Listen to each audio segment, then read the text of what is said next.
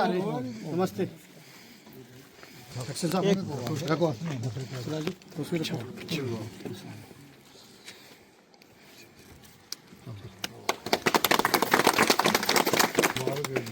सारे मुबारक एक्शन साहब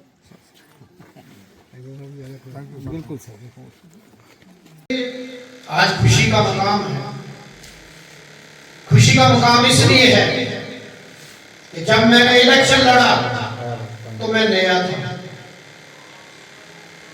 पहली बार इलेक्शन लड़ रहा था, दिल बहुत कम थे और सब जगह पहुंच नहीं सका। बड़े बड़े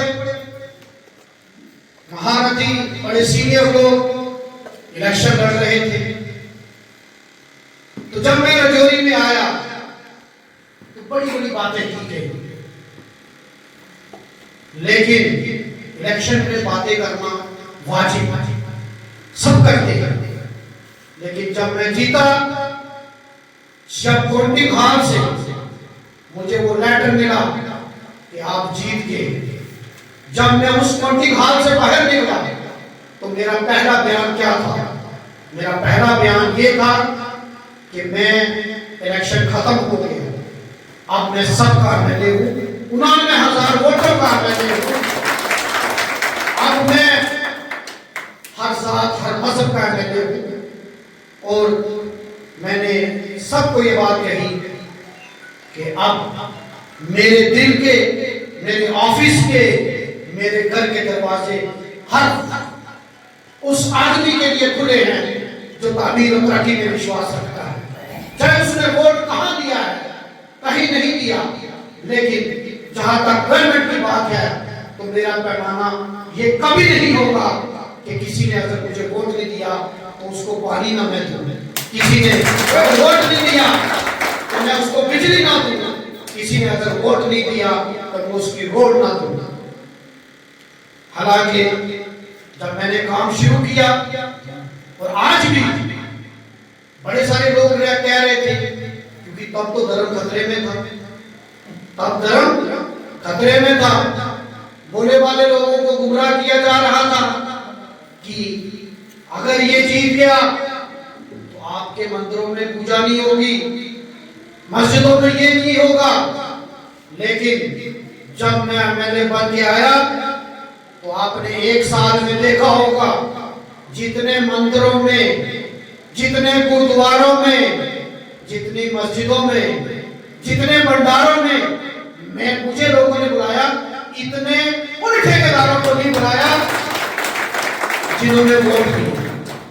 आज मैं यहाँ जब मुझे नैना माता मंदिर की तरफ से कहा गया कि यहाँ रोड की जरूरत है, कश्मीर सिंह जी ने भी कहा, इकबाल सिंह जी ने भी मुझे फोन किया, यहाँ के मेरे नौजवान अभी बड़ा अच्छा भाषण दे रहे थे, इन लोगों ने मेरे पास आए तो मैंने जब पता किया, क्योंकि ये तो बोलते हैं कि 8 लाख लगेगा 10 लाख, लेकिन टेक्निकल जो टीम है कि कितने पैसे लगते हैं, मैंने कहा मंदिर का काम है, अगर कल उसमें कंजूसी होगी तो आप सोचोगे शायद एमएलए मुसलमान है इसलिए पैसे कम दे दिए, शायद आप ना भी सोचो, शायद आप ना भी सोचो।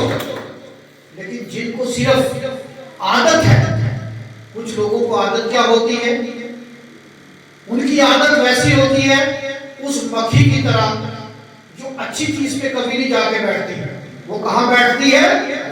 गंदगी के ऊपर। इन लोगों को भी अच्छी चीज नहीं दिखती, सिर्फ ये वो यहाँ बैठे होंगे, यहाँ कुछ लोग होंगे भी जो सिर्फ देखेंगे एमएलए साहब ने गलती कहां की है, हम उस गलती को उठाएं। तो मैं नहीं चाहता था कि वो चीज जाए। मैंने उसका पता किया कि भाई कितने में रोड बन जाएगी, क्योंकि मंदिर जो है वो हमारी आस्था का केंद्र है, मस्जिद जो है वो हमारी आस्था का केंद्र है, गुरुद्वारा जो है वो हमारी आस्था का केंद्र है। और मैं आपको कहना चाहूंगा, आपका मजहब, अगर आप एक हिंदू हैं तो आपको कट्टर हिंदू होना चाहिए। मैं मुसलमान हूं तो मुझे कट्टर मुसलमान होना चाहिए। अगर एक सिख सरदार साहब हैं, इनको कट्टर सिख होना चाहिए, क्योंकि कोई मजहब ये बात कहता है कि दूसरे को गाली दो। आज मैं आया हूं इस मंदिर में, मैंने माता जी से आशीर्वाद लिया, तो क्या मैं मुसलमान नहीं रहा? क्या मैं मुसलमान? मैं आपसे पूछना चाहता हूं, क्या मैं मुसलमान नहीं रहा? मेरा ईमान इतना कमजोर नहीं है, मेरा दीन इतना कमजोर नहीं है। इसलिए मैं आपको कहूंगा, आप मंदिर का काम करिए, आप अपने मजहब का काम करिए, आप पूजा करिए, क्योंकि हर धर्म ये सिखाता है कि इंसानियत सबसे बड़ा धर्म है, और इसलिए आप उसमें काम कीजिए।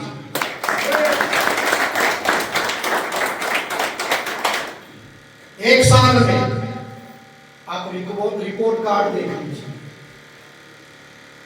एक साल में जितने मंदिर मेरे भाइयों ने गिरवाए, परशुराम मंदिर डांगरी, वहां भी मैं गया, वहां जो चीज की जरूरत थी, आप आजकल सोशल मीडिया का जमाना है, आप देखते होंगे, वहां हैंडपंप की जरूरत थी, हमने दिया, रोड की जरूरत थी, मैंने दी, सैनिटरी कॉम्प्लेक्स जहां टॉयलेट, क्योंकि आज मेरी माताएं बहनें बैठी हैं, अगर यहाँ शौचालय नहीं होगा तो कहां जाएंगे? जिस तरीके से बताया गया कि एक साल में बड़े बड़े भंडारे होते हैं, हर वहां लोग आते हैं, अगर वहां बाथरूम नहीं होगा तो दिक्कत होगी। इसी तरीके से एक देवी नका मंदिर, वो भी डांगरी के अंदर ऊपर है, मैं वहां भी गया, और अब तो मुझे लगता है, मुझे तो उनसे भी ज्यादा मंदिरों का पता है, और उनसे भी ज्यादा मैं भंडारे और जो रीति रिवाज है उनमें मैं जाता हूं, और उनके साथ उनके बीच में बैठता हूं। कालका मंदिर में मुझे पिछले दिनों बुलाया, वहां पानी की जरूरत थी, हैंडपंप दिया, सैनिटरी कॉम्प्लेक्स दिया। रचुआ मंदिर में हमने वहां सैनिटरी कॉम्प्लेक्स दिया। ससारकोट में मेरा एक वैष्णो देवी मंदिर, वहां कम्युनिटी हॉल दिया। ससारकोट मंदिर जो है गुरु रविदास मंदिर, वहां सैनिटरी कॉम्प्लेक्स और कम्युनिटी हॉल दिया। तो गुरुद्वारा साहब जो बंदा सिंह बहादुर गुरुद्वारा, वहां सैनिटरी कॉम्प्लेक्स दिया। एक देरियागंज गुरुद्वारा है, वहां मैंने सैनिटरी कॉम्प्लेक्स दिया। सावड़ी के अंदर गुरुद्वारा है, वहां हैंडपंप दिया। तो कहने का मतलब ये है कि जब से मैं एमएलए बना हूं, तो मैंने कभी मंदिर और मस्जिद और गुरुद्वारे में फर्क नहीं, और मैं आपको यकीन दिलाता हूं, मैं कभी ये फर्क करूंगा भी नहीं। मैं आप सबका एमएलए हूं, और मैं सबको साथ लेकर चलूंगा। आज हम मंदिर में बैठे हैं, मंदिर में तो अगर मंदिर के अंदर कोई डाकू भी आ जाए, कोई चोर भी आ जाए, कोई कैसा भी इंसान आ जाए, तो वो माता जी हैं, उनका दिल इतना बड़ा होता है, वो सबका स्वागत करते हैं। तो फिर हमारे दिलों में करवाहट हो सकता है, मेरा जाती इख्तिलाफात किसी से हो सकता है, भाई भाई की नहीं बनती, लेकिन जब हम इस मंच पे बैठते हैं तो हमें मर्यादा का पालन करना चाहिए, ये मैं कहना चाहूंगा। अगर यहाँ किसी को कोई दिक्कत है, वो मुझसे अलग से मिले, अपनी बात कहे, मैं उसका भी एमएलए हूं, लेकिन सार्वजनिक मंच में अगर हम नफरत, अगर हम संयम नहीं रखेंगे, अगर हम अनुशासन नहीं रखेंगे, तो मैं समझता हूं कि अगर माता जी के पास भी आके अगर हम ये तमाशा करेंगे, तो मैं समझता हूं कि हमें अपने अंदर जानने की जरूरत है कि हमें कितने सुधार की जरूरत है। इसलिए मैं आपसे कहूंगा कि हमें मिलजुल के राजनीतिक मंचों पे बहुत सारे बवाल होते हैं, और वो स्वाभाविक है, लेकिन जब हम किसी मंदिर, मस्जिद, गुरुद्वारे में बैठते हैं, तो हमें आवाज धीमी करके बात करना, क्योंकि वो केंद्र वहां हमारी आस्था के साथ जुड़ा है। अभी मैं माता जी के पास वहां गया, उन्होंने ये चुनरी मुझे पहनाई, उन्होंने आशीर्वाद दिया, उन्होंने मेरे लिए प्रार्थना की, और मैं यहाँ आपके बीच में बैठा हूँ। मैं आज उन लोगों से भी कहता हूँ जो अगल बगल छुप के बैठे हुए होंगे कि शाम को कैमरे में ना आ जाऊं और उनकी क्लास ना लग जाए, मैं उनसे कहूंगा इलेक्शन 4 साल के बाद है, आइए मिलके इस गन्ना का विकास करें, मिलके यहाँ तरक्की करें, ताकि हम एक नई सियासत की शुरुआत करें। मैं आग लगाने वाले में से नहीं हूं, मैं आग बुझाने वालों में से हूं। मैं लोगों को लड़वाने वालों में से नहीं हूं, मैं लोगों को जोड़ने वालों में से हूं, क्योंकि मैं उस लीडर का वर्कर हूं जो नफरत के बाजार में मोहब्बत की दुकान खोलता है। मैं इसलिए मैं उनसे कहूंगा, अभी किसी मेरे साथी ने कहा कि यहाँ सब एक विशेष धर्म के लोग हैं, हिंदू कम्युनिटी के लोग हैं, वो किस धर्म से हैं मुझे उससे कोई वास्ता नहीं, वो मेरी कॉन्स्टिट्यूएंसी के लोग हैं। मैं उस नजर से आपको देखता हूं। आपका धर्म आपको मुबारक है। मेरी माताएं, मेरी बहनें इतनी तादाद में यहाँ बैठी हैं, मेरे लिए यही फख्र की बात है। मैं एक्सेल साहब से अभी बात कर रहा था, मैंने कहा देखो ऐसे में मैंने कोई कमी नहीं छोड़ी। अब काम किसी ने बिलो भी दिया हो, अगर 22-22.5 लाख का काम है तो वो 22.5 लाख रुपए लगने चाहिए, चाहे उसने ट्रैक्टर 10 लाख का लिया हो, 12 लाख का लिया हो, लेकिन काम वो कितने का करेगा? 22.5 लाख का।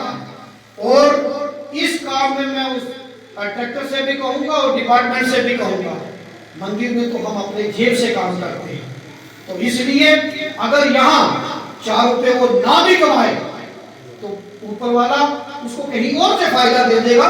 इसलिए इस काम को आपने ईमानदारी और जानकारी से क्वालिटी वर्क करना है, ताकि ये टाइल 1 साल के बाद उखड़ने की चाहिए, ताकि कोई ये ना कहे, क्योंकि मुझे पता है वो लोग उस मक्खी की तरह है, वो उस चीज के लिए भी मुझे कसूरवार ठहराते हैं जो उन्होंने की है। आज वो सड़कों की बातें करते हैं।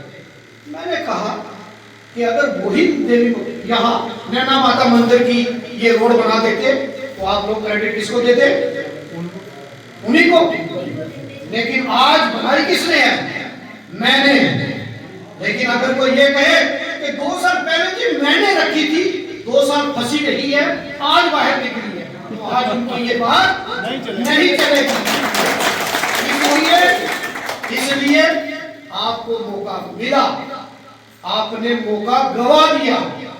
आप एटलीस्ट 5 साल तक तो आपको कोई मौका नहीं है। 5 साल तक आप मेरा काम भी देखिए, फिर आप मेरा 1 साल का काम देखिए और उनका 10 साल का काम देखिए, कंपेयर कीजिए, उसकी तुलना कीजिए। अगर आपका दिल माना कि इस हमारे बच्चे ने काम किया है तो आप मेरा लाइसेंस फिर रिन्यू कर देना।